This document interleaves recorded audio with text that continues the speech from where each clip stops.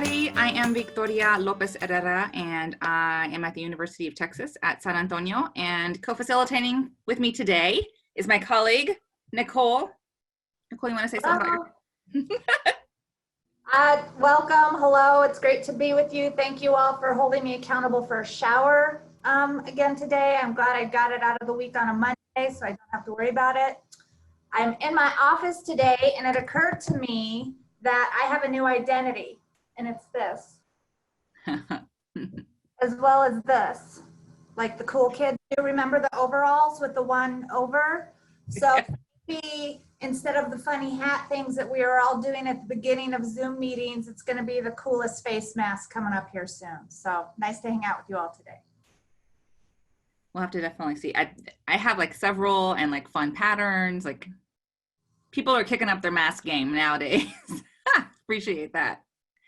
Well, so everyone, I want to welcome you again, and please encourage you to use the chat function. If you do use the chat, make sure that you state your institution or company or organization that you represent. In the event that somebody wants to reach out to you or has a question, they know how to search you and maybe follow up. So I encourage you to use that chat feature while we are all here together. And today, what Nicole and I are also friends and happen to be also associate directors and talking about, like, what are we going to talk about this time around and what's happening? And we immediately dove into this next phase of whatever the new normal is, of this idea of the fact that this is ever evolving, things are changing, we don't know what's happening. And I'm in Texas, and I can tell you that in Texas, things are not going well. And so as we think about this next phase, and as we think about navigating what is coming next, how do we do that from the associate director level? Like, what are what is your team experiencing? What are you experiencing? At this point, everyone has been able to successfully, hopefully, navigate closing and thinking about how are we going to move to a virtual platform, as well as now looking at the next academic year, and most likely looking at, if you have not already, you have some reopening plans. There's this lovely guide that NIRSA put out, right? You've had these conversations, and now some real true things around cutting budgets, laying staff off, or maybe furloughing staff. And if you do return, the comfort level of our colleagues, are they comfortable coming back into a space, or are they not? As we look at the fall as well, anybody who has children and how reopening or not reopening of schools and what that looks like, and that uncertainty might also impact our team. And then really thinking about, so team, right? Now in this next phase, what does teamwork, really look like? So we wanted to open it up and talk about some of this the new phase, or we'll say not the new phase, we'll say the next iteration of whatever this is.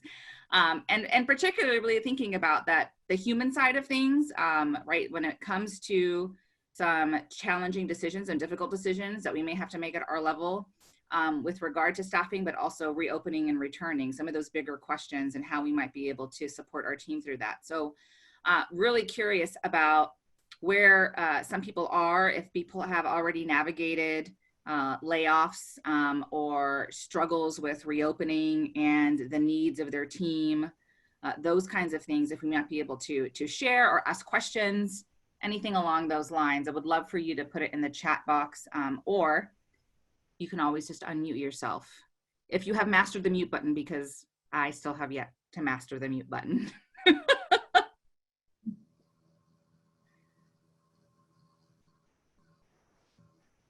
And there's awkward silence right there, right? And we can certainly kick this off, but don't hesitate to jump in. I think Victoria really hit the nail on the head, and she's like, Nicole, I want you to share your story about layoff, because I was not laid off, but I was furloughed for 5 weeks.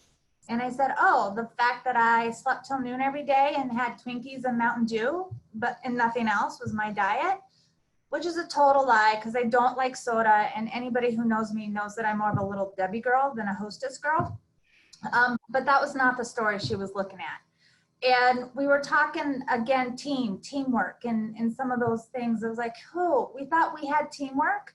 This is going to be a whole different kind of teamwork, and the different layers of furlough that my department is facing, and periodic furloughs, and the bulk, the continuous furloughs, and our colleagues who aren't being furloughed, and what's fair and what's not, and preparing up to that. I think a really good example is even the mask policy. We weren't going to require masks in our facility when we open on August 10th while working out, but now the governor's taking care of that for us, and so it's a done deal, and it's easy. But that's switched. We had a conversation on Monday about no masks, and then the state mandate came in on Thursday or Friday, and now we're wearing masks. So we're constantly evolving while trying to navigate school and supporting our team. So if you haven't had the opportunity to think about what you're seeing when you do the Brady Bunch, or as I've seen on Facebook, the Muppet Show with your team, what are their struggles? What are their challenges? You know, like I said, this shower optional life, it works for me. I'm not gonna lie. It's furlough. It worked for me. I'm not gonna lie. It might not have worked for my bank account, but it worked for me in every other emotional way. So what are these things that you're thinking about for yourself, for your team? I know you have them. So I'm gonna give you your awkward silence there, and hopefully that'll help kick you off a little bit too.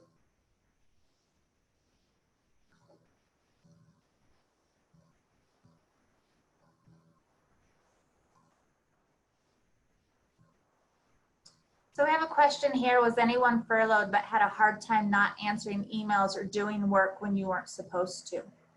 And I'll jump into that. And I think this really comes with that associate director piece too, right? When you have a team to lead. I will say, not only did I have an amazing person as my backup, my senior assistant director of team sports, half my team was furloughed. So that made it really easy. The emails were much different. I also have a teen and a tween at home. That made it much easier not to do that. But our associate director of business and finance does not have family at home. It's her and her husband. She has been getting pulled in. She's furloughed now because we're making major budget decisions. And I tell her she sucks at furlough, quite frankly. So I was pretty good at it, but I had the infrastructure and didn't have as much staff to support, where my colleague is very different because we have to do budget stuff. So I think that's definitely a challenging one. I'm curious, and we have so many people on here. I'd be curious where you are with furloughs, if you want to share, because I can understand that is share for some people, or personal, have been, haven't been, preparing for. I will say that when we were preparing for furloughs, it was really emotional. It was tough. Why? How come? How come we're taking more than other people? And being candid, my director chose to, with SLT discussion, block furlough us before it was required. One, because we could get the CARES Act. He wanted to block furlough as opposed to periodic furlough, so that we could have more financial support. And then his idea was maybe he could prevent periodic furloughs for us. Well, that didn't happen. We got block furloughed, and now the periodic furloughs are coming as well. So those are some of those dynamics. So thoughts on that? Where are you with that? What are your challenges?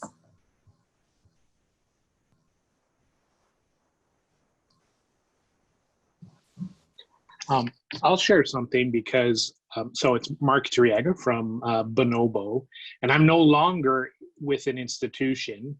And so I'm going to say probably what a lot of people might be challenged to say because they have supervisors and VPs and directors. But, you know, I hear the story saying that, you know, she sucked at furlough, but budgets still needed to be done. Then someone shouldn't have been furloughed if that role was necessary.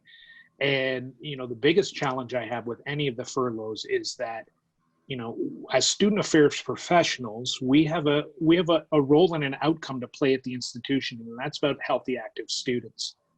Because a facility is shut down, it doesn't change our outcome. We are not our bricks and mortar, but this is what the institutions have decided about, is saying that we're bricks and mortar. So if they're not open, then we're non-essential. And the challenge I would have to any institutional senior leadership is saying, well, then how can the staff be utilized to still meet that outcome and goals? And maybe that doesn't look like programming flag football or a fitness class or the pool. Maybe that's supporting in other ways. And so, I feel for the position, especially associate directors are in, in that well, I have a lot of responsibility and people count on me, but I don't necessarily have the power to have influence and impact. And, that's a huge challenge. So first of all, applaud, kudos, because it's impossible that you've been asked to do, especially if you've been furloughed or your staff have been furloughed. How can you continue to make any decisions or plans when the people that are there with the expertise they've been hired for that reason to help you aren't available? How do you make budgetary decisions when the people that aren't there to help you with the budget are there?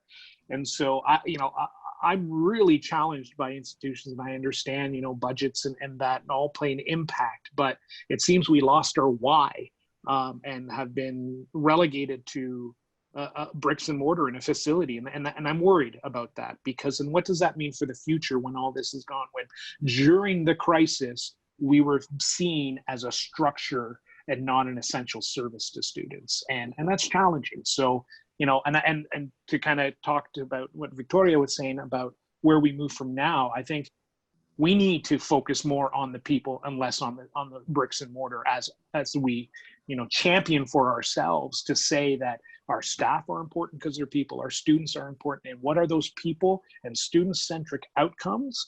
And as we move forward with our reopening plans, with our programming plans, budgeting, whatever that looks like for you at this stage, is how do we prioritize people and then look to change structures and budgets and all that to really amplify that, because sport and rec and facilities are just the venue. It is not who or what we are or what our outcomes are. And if we focus on the people moving forward, hopefully we can weather this and show that huge impact further along, but it's still a very big concern.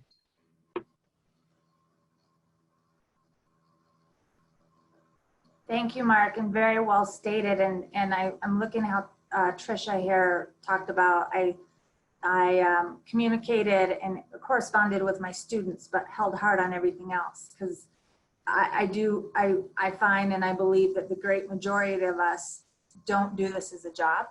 We do it because we love it and we're personally committed just as much as we are professionally committed.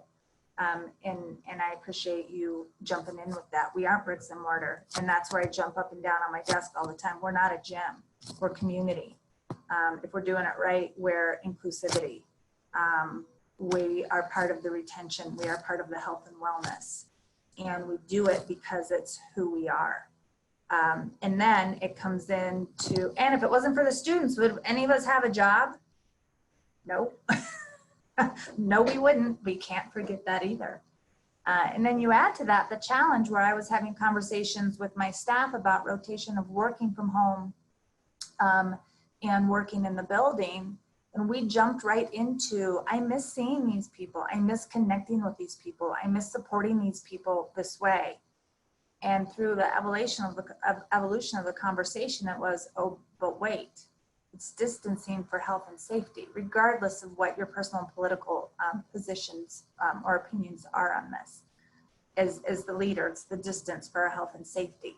So even though I want to sit in the room with Mark, I want to go to lunch with Victoria, I want to have that meeting face-to-face with Chris, what do we do in the name of health and safety and do it differently, which goes back to part of that new normal. So looking at the chat, Becky has mentioned that she is open and operational. Melissa is open as well, but trying to navigate that lull of, and the initial everybody was gung-ho, and now we're back in, and there's some lull there. So curious of other people who are open and might be feeling some of that or seeing some of that.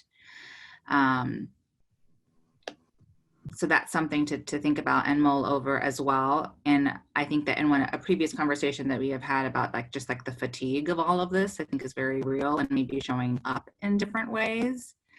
And people are just tired. So how do we then, right, so as the mid-level managers, thinking about the care and the teamwork, and how is that going to look differently now, right? So some of us still may be completely virtual, a hybrid, or all open. So how has anybody had any success, or do others also just have concerns or feeling something similar, and you just need affirmation that, yep, I'm feeling this. So if you don't want your problem fixed, that's absolutely fine. If you just want someone to be like, yes, I'm right there with you, then this is the time for it too. Hey, Victoria, Lance Haynie here, University of Georgia. Just wanted to maybe put a different spin on that. Yes, tired is a common feeling, but I'm also looking at this as like, it is almost game time. Like, we're not quite open yet, but we are prepped and we are getting things ready to go. For me, it's a little bit invigorating. We've developed these plans. It's like, sweet, it is almost time to execute. It's about time to run out of that tunnel and get our game on and put our best foot forward. For us opening up in a little under a month, it's like, hey, we get one chance to do this the right way. So I'm really trying to put as positive a spin and almost like that kind of coach locker room team talk thing going on right now as much as I can with my people. In terms of challenges, I think Mark, hit on this a little bit with some of the people decisions. I know our competitive sports team, which has the largest team, 3 professionals, 3 graduate assistants, the most student staff really of all of our areas. We're not gonna be able to do team sports, so no flag football. And in Georgia, that's almost like sacrilege to say no football in Georgia, no basketball. So without the big team sports, we're gonna have a lot less officials to train. So we're really trying to reallocate human resources really to more of a facility operations standpoint. And so that's been a challenge, but the fact that we started talking about that a long time ago as a possibility has made the reality of it so much more digestible for those staff. So they're able to deal with that in a really good way. And for new students coming in, our GAs anyway, that haven't even arrived yet, we're kind of spinning, hey, you're diversifying a resume here. You're encountering a fantastic challenge that you're going to be able to speak to in an interview in a couple years. It's going to be a really great learning experience for you. So I know it's glass half full type stuff, but that's the way I'm doing it. Optimistic, just kind of getting ready for game time, so to speak.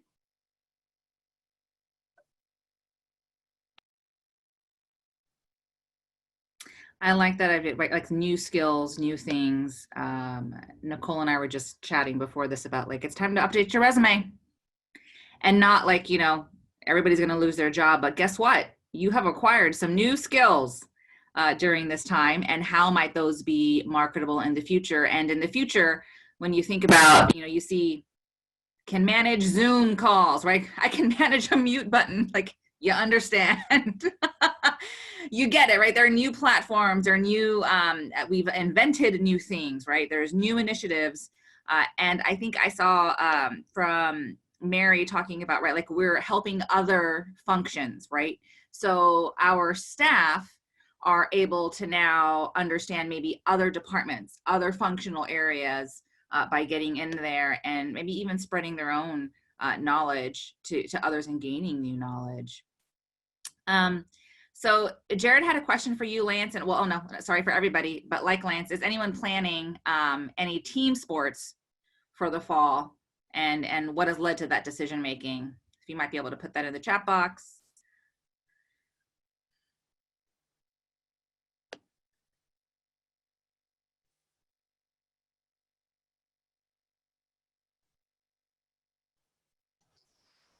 I can speak for Creighton to Jerrod's question. In addition to what I said, Omaha is rolling team sports as like adult leagues already, which is our main form of competition. Our goal is to keep our students on campus. So if we can offer some of those things that the rest of the city is offering, that achieves our goal. That's today's information. If that, we anticipate that getting pulled back sooner rather than later, but that's what we're moving forward with right now. Can you remind me what state Creighton is in? I'm sorry. Omaha, Nebraska. Omaha. This is, you said, okay. I'm also curious about, because why I asked thing about state by state and where the pandemic is and on what phase the pandemic is and how that also probably impacts decision making, continued closures or another closure if you're already open.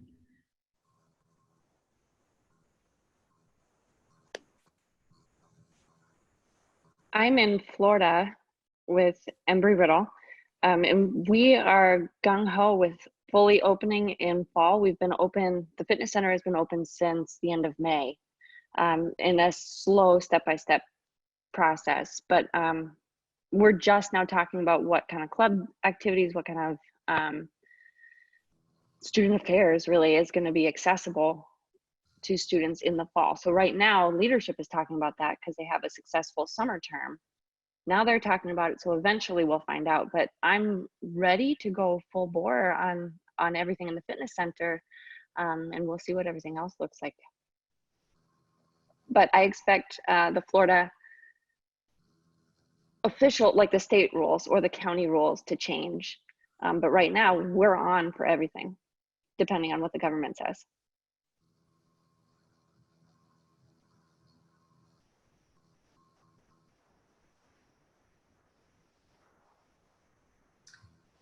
Team sports is that challenging one, right? Too, as I hear you, Greta, and we're full board and we're open, as I'm in my building for the first time and seeing the 3 upper courts full of fitness equipment, I would imagine most of us are there. Intramurals is going to look different, but can happen. We are getting some funding cuts, which then reduces that. But how many of you are also waiting on your national governing bodies for your sport clubs, right? Great. I see the UCLA is got, in that middle spot, like a lot of us are. But if half of your schools in the NGB leave, then what happens? Or your university restricts travel, then what happens? And I think, Lance, I have to go back. I have a staff meeting at 1. Maybe you can hop on and be a little cheerleader for us there. That was fantastic. I always appreciate that, and just that attitude and the game time. And it goes back to the conversation earlier. Teamwork is really different now. And I think it's a whole deeper level of teamwork, but so is resilience, because Lance is in. It's game time. We all need to be game time. We know it's going to change in 10 minutes. It doesn't matter. We have to do the best we have with the info we have now. Again, back to what UCLA was saying, Lance was saying. How does that feel? And I have to say, I also did a meeting with Knowles last week on Woofer, and their leadership expressed that they're experiencing cancellation fatigue. And I'm like, oh, I'm taking that. I like that, cancellation fatigue.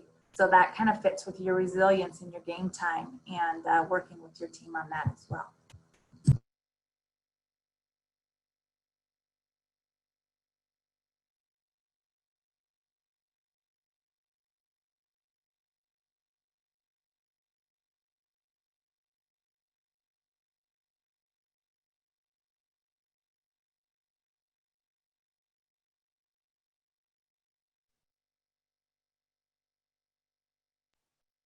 I'm curious if they're out, in addition to the club area, what are some other things, again, thinking about your team, not club teams, but your team, and as an associate director, as far as right now, where you are with some decisions that you might need to make, or things that you are trying to think about.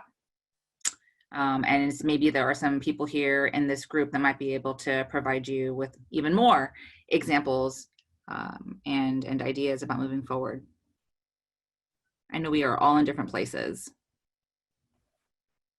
My name is Ann Storey. I'm from Sheridan College in Wyoming, and we're a small 2-year school.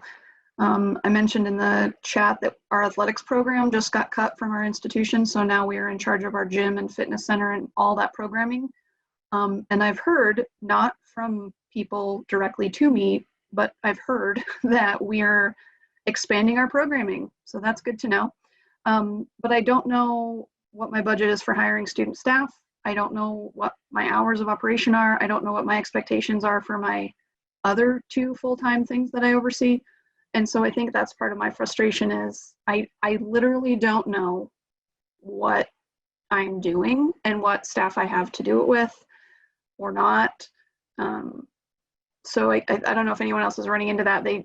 We have no idea. Like, I may have 1 student staff, I may have 5, or it's just going to be me. So anyway, that's where I'm at right now. Thank you, Anne. That sounds challenging. I'm curious if perhaps not the exact same situation that is in, but if you've experienced any type of removing of any entities or an addition of an entity to your area of responsibility without knowing staffing, budget, space, how you might be navigating those kinds of uncertainties, if anybody has anything that they're able to offer. And Victoria, let me add to that, because I think Anne hit the nail on the head. It's your student staff. How many are coming back? How many aren't sure if they're coming back? How many are coming back until the first 6-week class is over, and your ability to open effectively with all your safety measures, reliant so much on our student employees?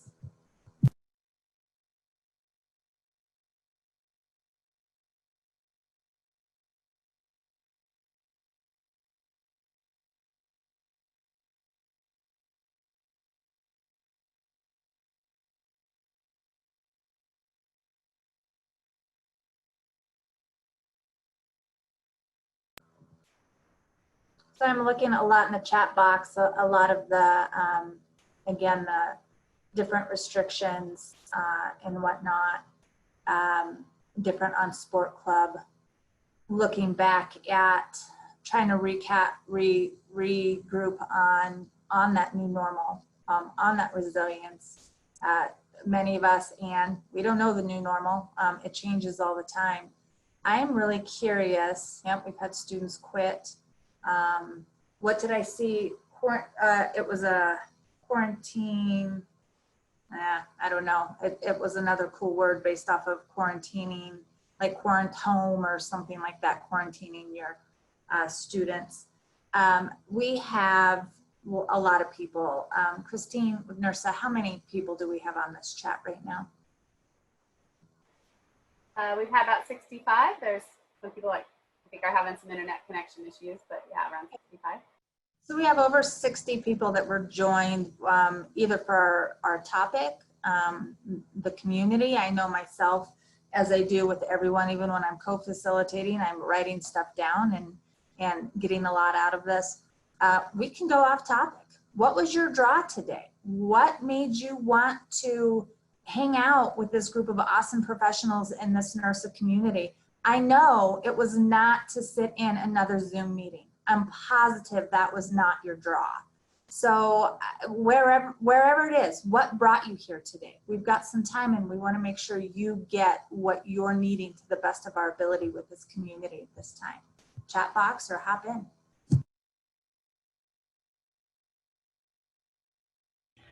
I have a question.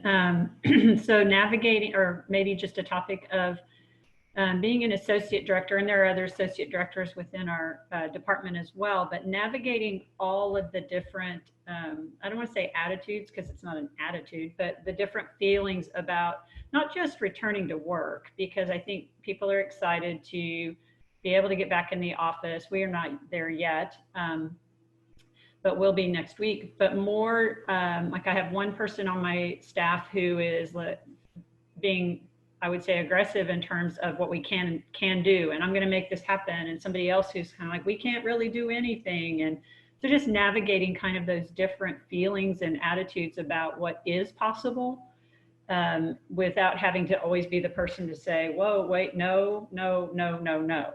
So that's just kind of a topic to discuss.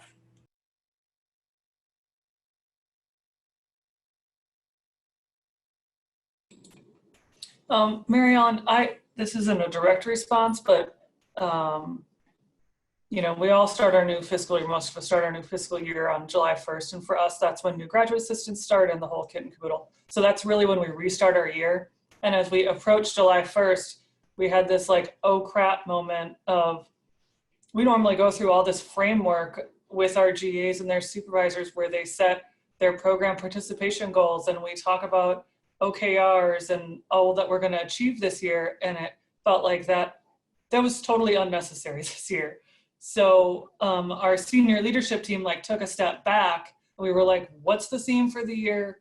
What are our priorities for the year? And they are basic and simple. It's carrying out our mission, living our values, something about creativity, which of course I'm going to forget. And then making smart decisions based off of all of these different influences and factors, like, and being a team. Like it's crazy and simple and basic and takes 20 steps back from all of the things that we have built, being this numbers and metrics driven.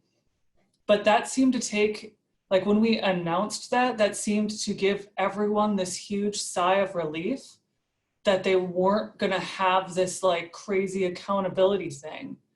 And kind of makes me question all the other years that we've been doing it, but it helped them see that we're all pivoting and we're all just trying to do the best with what we have in front of us. And I was really proud at that moment that we had set that example of like, okay, it's gonna have to be different. It's all different. It might all fail. We might shut down in a month and then have nothing for 3 months again, but we're gonna figure it out and do our best. And I felt like having that come from the top was, and being very genuine, not just words, that we were able to demonstrate it, was really powerful for a lot of our staff. Becky, that's really good. This is Lance Haynie again. I mean, that was the message for us as well, especially even from our VP's office, with the challenge of budgets needing to be slim. It's like, hey, we got to pull back spending, and so therefore that means just you don't have to reach these crazy program participation numbers this year. It's like a newborn baby, right? When you have a newborn baby, you're just in straight up survival mode. Those of y'all that have kids, y'all kind of know what I'm talking about. You get your sleep when you get it, you get your food when you get it, you're just kind of surviving. And that's kind of been the message from on top for us as well, which is, it has been a sigh of relief, but I think there's also some of our motivated staff that are like, they kind of still want to do something a little bit more, which is great. For those that want to do a little bit more, I'm not requiring it, but if you want to do it more, let's talk through it. Let's make it realistic. Let's make sure we can get it, but keep it within the boundaries and the context of what we're working within this year. Decreased budgets, needing to reduce our student staff, which is our biggest budgetary expense. And then also, maintaining public health guidelines, social distancing, all of that stuff, making sure we have as safe an environment as possible. So that was really good to hear, Becky. I like that.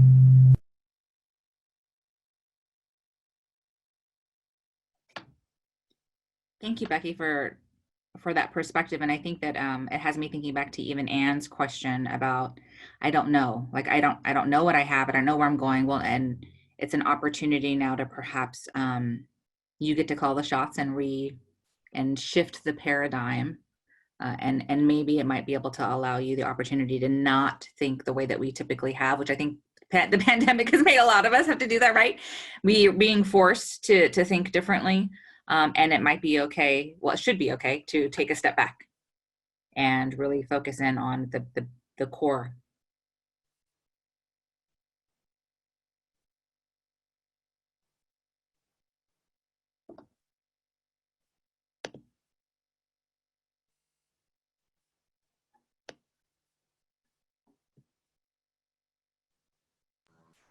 I think it's very Monday right now. And people are probably all messing with 80, 90, and 100-degree temperatures. But I'm sitting here and I'm writing my notes. I'm curious what little tidbits you're picking up on this, and maybe if we could share some. But, as Lance had brought up, and Victoria and I were talking about updating the resume, and then listening to Mary and Ann and Becky, I was thinking, oh, we've canceled in the tradition our normal student staff development day. And there's the it's the gamut. It's inclusion and diversity, it's resume building, it's team building, but it's what we do, right? It is the student development, what we do by career, by choice. And this year it's remote. We typically have about 350 student employees, and it's via Zoom, and it's all about COVID. So kind of my take homes right now, Lance was a great reminder of setting the tone. We need to set the tone for our team. That doesn't mean we can't have bad days, right? We have to be real, we have to be authentic. But at the end of the day, we need to pick ourselves up, dust ourselves off, because we're gonna need to do that more for our team. So setting the tone for our team. And the other piece is, as I write for my chair and co-chair of the Student Staff Development Committee, is how often do your students say, how is this relevant to me? How is this training relevant to me? How is this relevant to my job? So we need to take the ambiguous and ever-changing health and safety measures of COVID, but right now I'm like, oh my gosh, we're learning resilience. We're gonna learn de-escalation techniques, because there's gonna be lots of de-escalation happening when people come in the building and have to wear their mask on the treadmill. I mean, we see that day in and day out in the news. So for yourself and for your team, and setting the tone and linking that we are surviving, we are in survival mode, but how does this help us personally and professionally in the long run? I'll put that out there as food for thought, in addition to any other, what are little notes you're getting? What little tidbits are resonating with you, and if there's any dialogue around notes?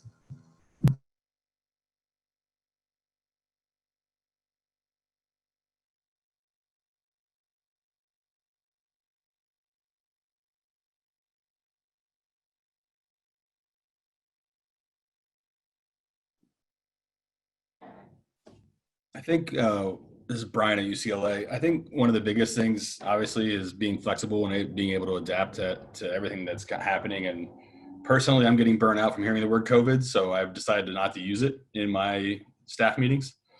I've gone to more of just talking about what we're going to be focusing on moving forward. And a lot of that is being all hands on deck and helping wherever you can. So that means if you're a programmer, you might need to work in facilities. If you're a facility person, you might need to be working in programs. So, I think for me, it's, it's understanding that you still have a job. We're still going to pay you. You might get reduced in the near future, but that reduction isn't going to be a furlough. So how does that may affect your personal life and what you have going on? But how can you spin this so that you now have an opportunity to show your skills to the department that may eventually get you a different position or role within the university, or somewhere else, right? So, I think the goal here is to focus on the positive things that many people have said. It's a very difficult time. No one wants to be going through this. We all want to be doing the things that we normally do. But how do you change it, right? How do you change the narrative from talking about COVID and the depressing stuff that comes from COVID and having to stay home and that sort of stuff? I mean, we're about to go on another stay-at-home order, it sounds like. So, we're submitting our plans to reopen for a reopening in August, we're like, yeah, we're submitting reopening, but the mayor's over here saying it looks like we're going to be open too soon and we're going to close down again. So, but it's keeping them focused, keeping them excited about what's happening, and just really understanding that, your role as a programmer is going to be different than when we return to school. And I hope you accept that, and we want you to work hard and continue putting out the great work that you normally do. So that's kind of where I've been focusing all my attention. Brian, are y'all open now, did you say? No, we're trying to open our outdoors facilities. So all of our pools are outdoors. So we're trying to open those. We're trying to open our fields. We're looking at moving a lot of our weight equipment to the outside because we have nice weather. So we're trying to put a tent over the weights and be able to have some shade and have an outdoor weight room so we can do some stuff outside. So far, campus is on board with all of that. So we just have to wait for our EH&S to finally approve the plan, and we're hoping for an early August open. But the cases are increasing in California, so the local government might kibosh your entire plan. Yeah. The LA County is not doing so hot. So we'll see what happens in the near future. But 4th of July, I think, was a bad omen for LA County in general, and probably most places around the country. So while it was a great celebration, I think it brought everyone together and kind of spread some stuff around. So we'll see what happens in the next few days. But yeah, all our high schools went online officially. So we'll see what happens moving forward. High schools, middle schools, elementary schools. So we'll see. Thank you. Thanks for sharing.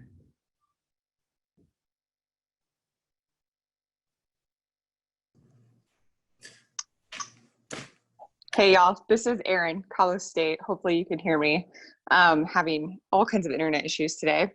It never gets old saying that when you're on a call.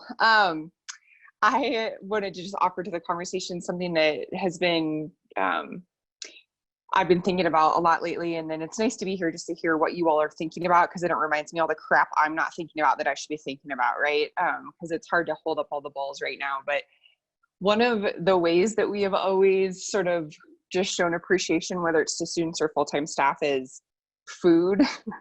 And like, we've got no food, right? Food is gone. The budget for any of those things, professional development, even shirts, the cool shirts we design every year to give to our staff at fall training, like all that's, of course, the first thing to go. And so one of the things I've been trying to like brainstorm or think about with others is, right now, it's acute, and we are still planning to reopen, and we haven't, and we won't for another month. And so everyone's head is in that space.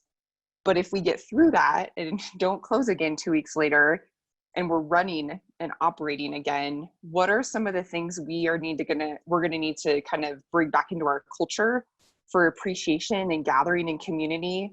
Because and that's free, right? So how are you all kind of expanding the way you show appreciation to your full-time staff? I think is the lens I'm most curious about right now, that falls within a budget that doesn't exist, et cetera. One of the things that our marketing team was thinking about doing is just celebrating people's like 1, 5, 10-year anniversaries a little different than we have in the past, because it's free. And some of our staff seem to really care like greatly about their, rightfully so, their anniversaries with our department. But I'm just curious, as leaders, what other ways have you found success showing authentic gratitude for the full-time staff, but in a manner that isn't going to cost a lot of money, since food, that's how to motivate me, but food is gone. And so how else can we motivate our teams and show our gratitude towards them?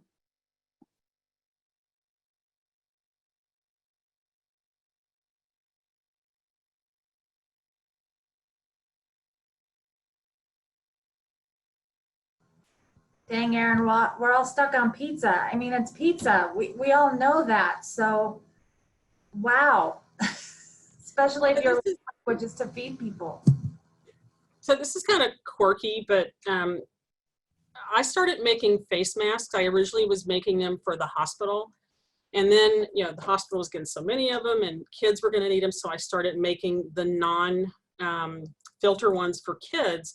And then I was able to get my hands on some ODU fabric, a couple of them. So I actually made face masks that are different from the ones that the university is giving out.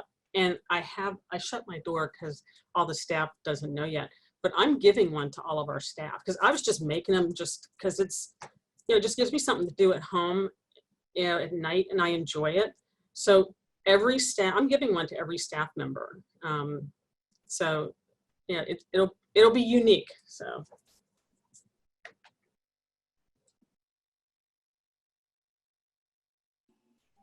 Hi all, my name is Morgan Munoz. I work at Towson University, and one thing that we've been doing at Towson for a long time is a different person leads the staff meeting that we have every other week. And at the end of the meeting, we have something called a nomination, and it's a gnome that has Towson colors on it, and it's wearing a Towson shirt, and then whoever's leading that staff meeting gets to nominate someone that week, and saying like what they've done to earn it or maybe help them out. And that especially during this time, has been extremely helpful. And one thing that I want to say where I'm on the call right now is that thank you so much. This has been really helpful for for me a lot, hearing what everyone else has been struggling with. I started at Towson in November, so I was only in my building for 3 months and then got kicked out. So learning your staff and how to motivate them during this time has been a struggle, and hearing that everyone else is going through that struggle has made me feel a lot better. And you're giving me ideas to, you know, make sure that I am being vulnerable with my staff, telling them that I am struggling through this, but making sure I'm also motivating them. So thank you so much. This has been very, very helpful. Has anyone done some sort of survey to their membership to see who's going to actually use the weight room or the gym or anything when you reopen? And if you have, I would love to see it. Another question I have is, in talking to some of our club sport athletes and officers and leaders, it seems like the majority of them are going to be back on campus regardless of our hybrid model. Probably about 25 to 30% of students on campus in classes. So, you know, I guess their thought is that they're paying for fees, they're paying all the normal stuff, so they're going to come on campus and use all the facilities they can anyway. Are any of you feeling this as well that are opening in hybrid models?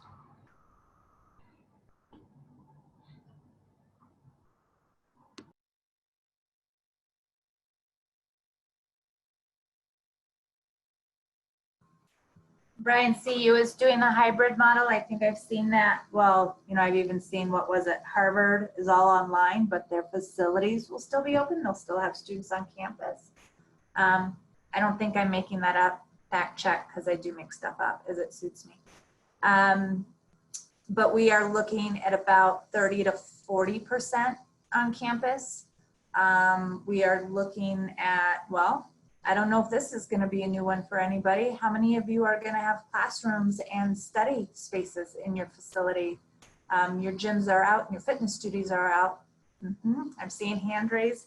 Even in Colorado, parking lots and fields will have tents in them for those models as well. And then you add to that, Brian, as I think about that, our facility on a normal, not on your spike like first week, we see roughly 4,000 to 4,500 people through our doors per day. We are a 310,000 square foot facility. I know you've got a big one as well. We're looking at no more than 225 people in the building at any one given time and a reservation system. So that is your hybrid model, especially as we all look at the fact that our college population, traditional age college population, is the highest risk, right? Which puts us all at the increased risk if we're not careful. That's not a doom and gloom, that's a fact. But when you have those folks in those hybrid models, considering those pieces with that as well.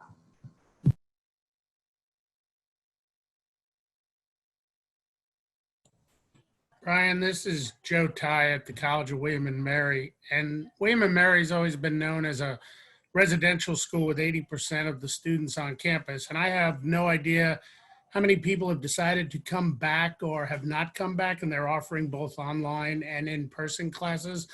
But I have 18 intramural supervisors, and when I called every one of them to have a conversation on Friday, 17 of them are coming back. So we're in an interesting situation that we'll have a lot of people on campus. Now, some of them did say that they weren't going to be in the residence life system, that they were going to be living off campus in Williamsburg, Virginia, because maybe they didn't want to go with the rules that are going to go along with housing or whatever. But I think it's very interesting that my intramural program is just going to be those individual and dual events like a tennis tournament, a golf tournament, a pickleball tournament, a punt, passing, kick, a three-point shooting. And I'm going to be doing other things with the facilities than just intramurals as an associate director. But I think that we're going to get a lot of our students back, and I really don't know if that's a good thing or a bad thing. It's a good thing for my job security. It may be a bad thing for the rates of the virus.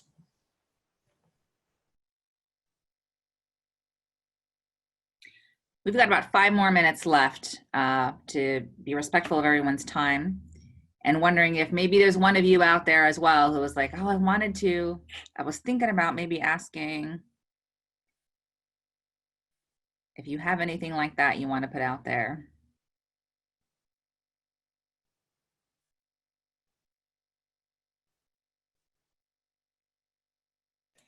Brian, as a big Dodger fan, are the Dodgers going to play? Are they going to shut them down? I watch them every night here on the East Coast from 10 p.m. to 2 a.m. I love my Dodgers, and I'm hoping they're not going to get shut down before the season starts on Thursday against the Giants. It'd be a real shame because they're poised to win it all this year. That's what it looks like to me. Absolutely. Grand slam by Bellinger last night.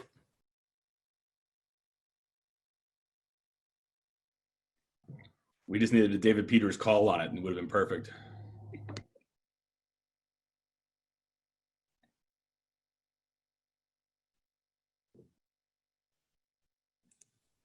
I think David Peters should say something just so we can hear his voice.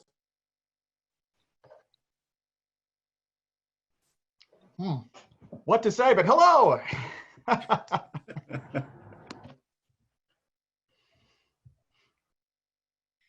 They got you. I'll do you.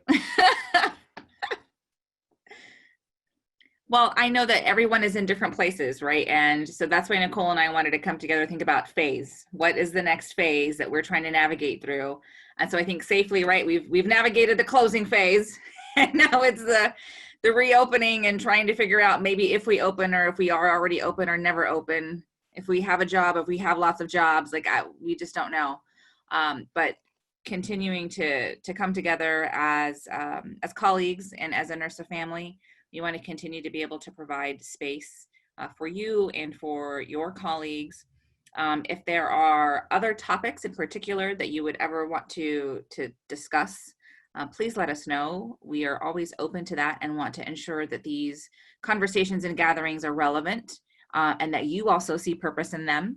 And that you find fulfillment in them, as well as Nicole had mentioned before. Nicole, is there anything you want to add before we kind of close things out? I just want to say thank you for your time in this community. All of you, you did kickstart me on a Monday, which is really great. And Brad from LSU posted, and Robert from William and Mary added, embracing flexibility and extending grace. So we might just tattoo those on our forehead so you can see them above the mask. Definitely good words to live by. So thank you all for your time and energy and community. Thank you. Y'all take care. Thanks all for putting this together. Bye. Wash your hands, drink water.